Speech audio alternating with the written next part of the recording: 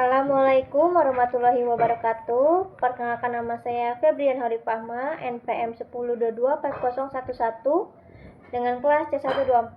Di sini saya akan lanjut membahas tentang cloud computing.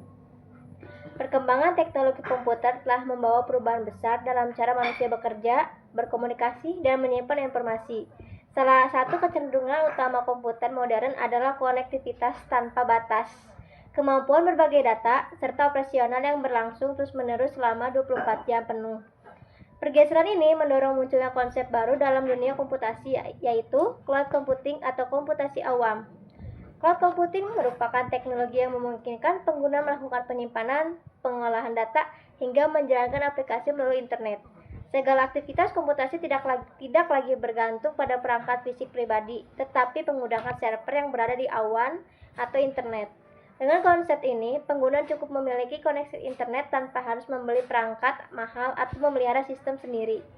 Contoh sederhana dari cloud computing adalah penggunaan Gmail atau Yahoo Mail, di mana seluruh aplikasi dan penyimpanan dikelola oleh penyedia layanan, sementara pengguna hanya menikmati hasilnya.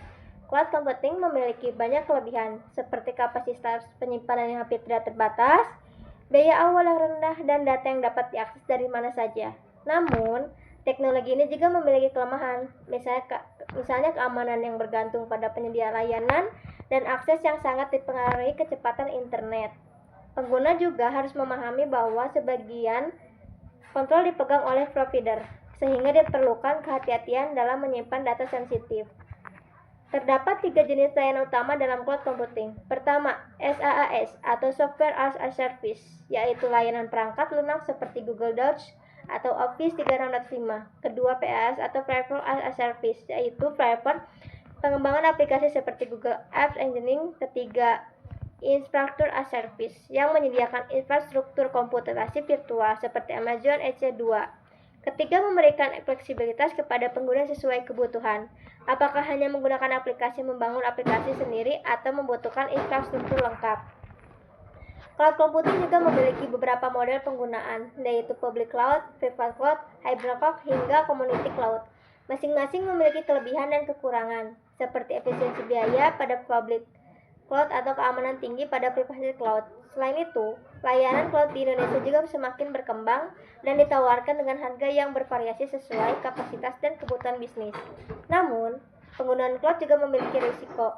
Beberapa di antaranya adalah persoalan keamanan data, regulasi kepemilikan data, hingga potensi kebocoran karena data disimpan di server milik penyedia layanan. Oleh karena itu, pengguna harus diperhatikan kebijakan privasi, standar keamanan, dan tingkat kedalaman provider sebelum memutuskan untuk memindahkan semua aktivitas komputer ke cloud. Pada akhirnya, pergeseran media menuju cloud computing menunjukkan bahwa teknologi terus berkembang untuk memberikan kemudahan, efisiensi, dan fleksibilitas. Namun, perkembangan ini tetap harus diiringi pemahaman risiko dan penerapan keamanan yang tepat agar data dan informasi tetap terlindungi. Mungkin itu saja penjelasan dari saya. Wassalamualaikum warahmatullahi wabarakatuh.